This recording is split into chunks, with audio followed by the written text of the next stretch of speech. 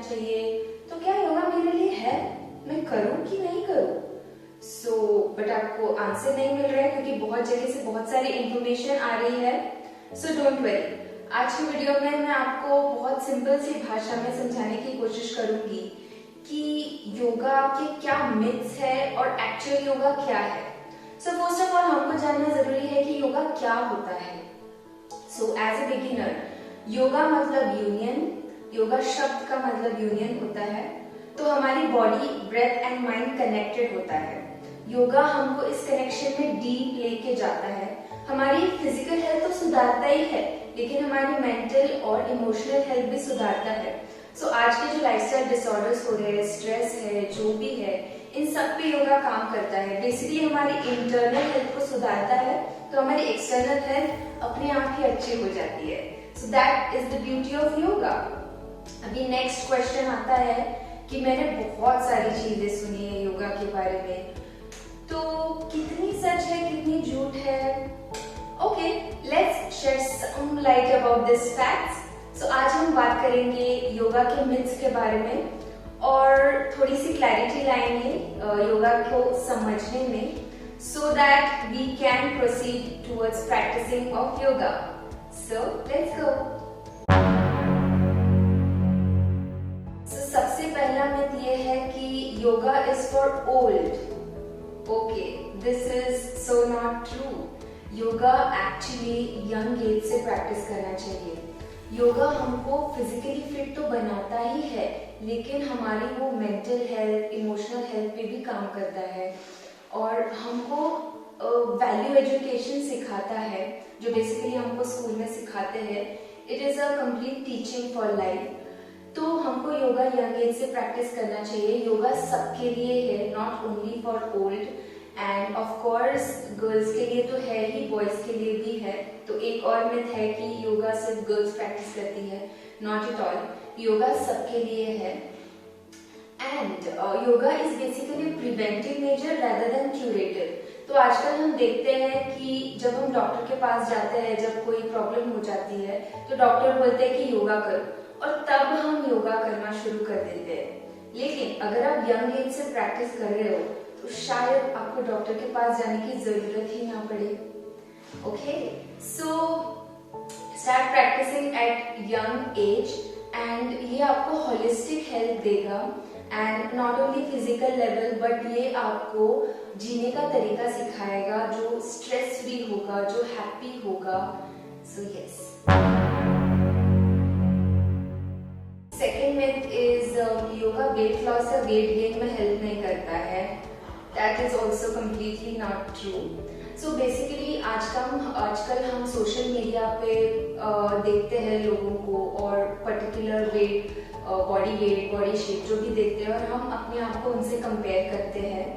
तो सबसे पहली चीज है, कंपेयर करना इज वेरी रॉन्ग। दूसरी चीज, अपने हेल्थ को बॉडी शेप और बॉडी वेट के ऊपर कैलकुलेट करना एज ए प्रायोरिटी, ये उससे भी बड़ी गलत बात है। हमको होलिस्टिक हेल्थ के बारे में सोचना चाहिए, ओवरऑल हेल्थ के बारे में सोचना चाहिए। और योगा हमारी ओवरऑल हेल्थ को सुधारता है, वो हमारे बॉडी के अंदर के फंक्शनिंग को सुधारता है, हमारे हार्मोन्स को बैलेंस करता है, हमारे माइंड को शांत करता है। सो बेसिकली अगर आपका अंदर का सब कुछ अच्छे से चल रहा है, तो outside will take care of itself. So आपको ये सब चीजों के बारे में सोचने की जरूरत नहीं है। जब आप रेगुलरली योगा प्रैक्टिस करेंगे, तो आपके हार्मोन्स बैलेंस हो जाएंगे, आपके ऑर्गन्स अच्छे से फंक्शन करेंगे, तो डेफिनेटली आपका वेट अगर कम है तो वो बढ़ जाएगा, अगर वो ज्यादा है तो वो कम हो जाएगा। बेसिकली सब कुछ बैलेंस हो जाएगा।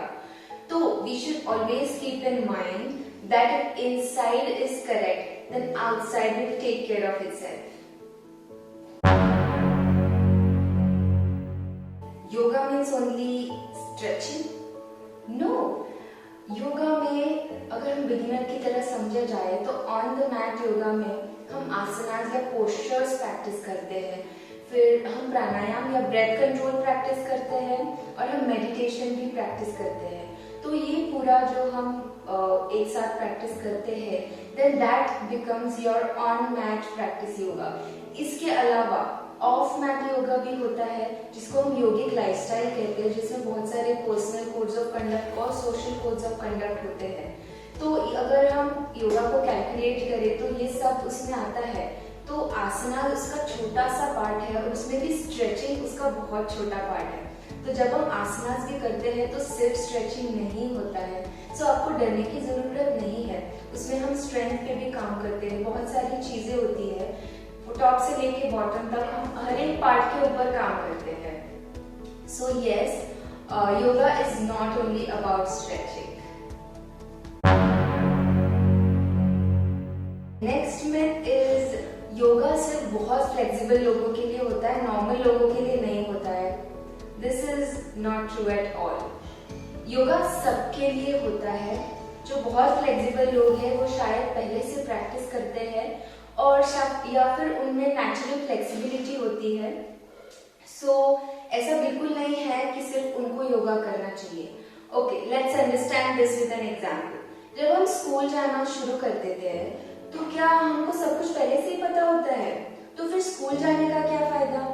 वैसे ही जब हम योगा प्रैक्टिस शुरू करेंगे तो धीरे धीरे हमें वो स्ट्रेंथ और फ्लेक्सिबिलिटी आएगी।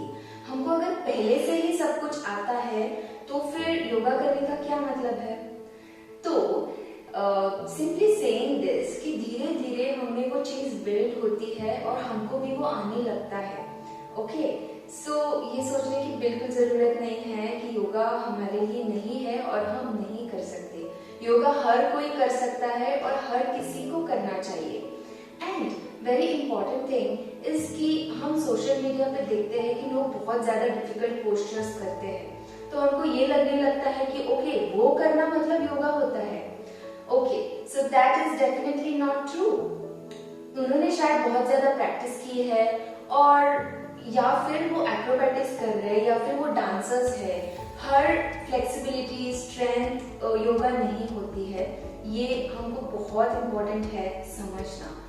तो हमको डरने की जरूरत नहीं है कि अब ओके हमको उतना डिफिकल्ट करना पड़ेगा तभी हमको योगा के बेनिफिट्स मिलेंगे। बिल्कुल नहीं, योगा एक सिंपल प्रैक्टिस है। अगर हमको हेल्दी रहने के लिए प्रैक्टिस करना है तो एक simple practice which includes some आसनास, सम ब्रेथ कंट्रोल और प्राणायाम और मेडिटेशन, जो minimum 20 minutes of the day भी प्रैक्टिस कर सकते हैं, तो वो काफी है हमको हेल्दी लाइफ जीने के लिए।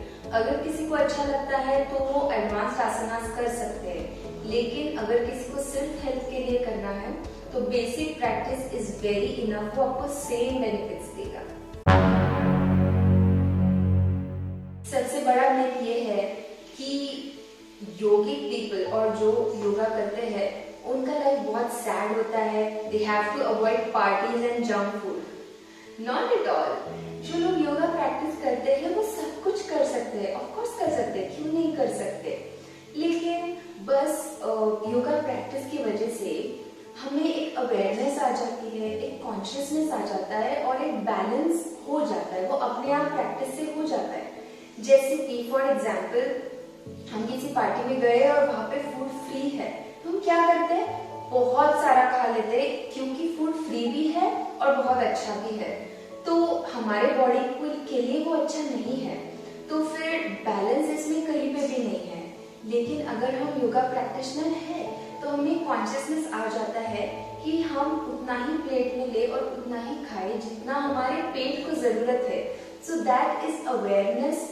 एंड जब हमारा पेट भर जाए तो हम प्लेट रख दे, ना कि ओवरफीड करें, और जो भी हम खा रहे हैं वो एंजॉय करके खाए।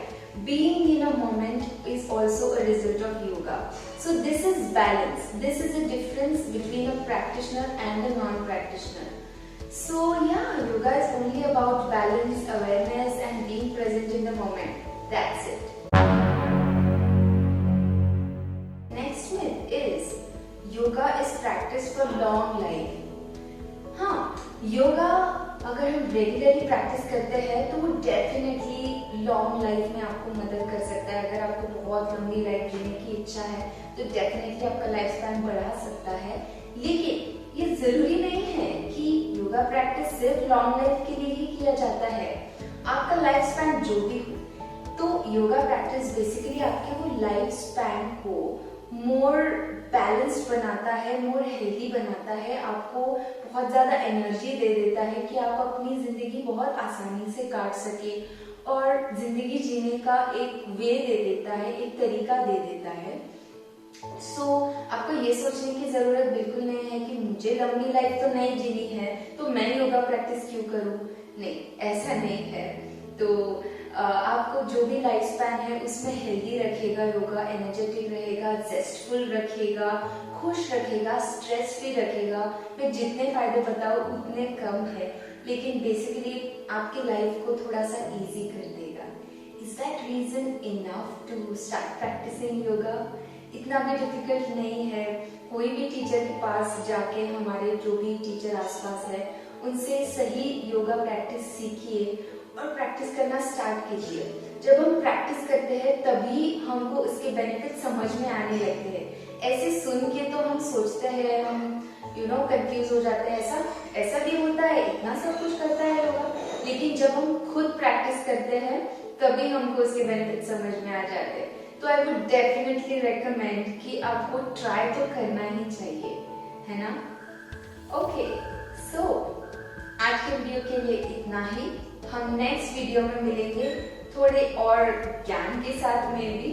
Till then, bye bye, take care and नमस्ते।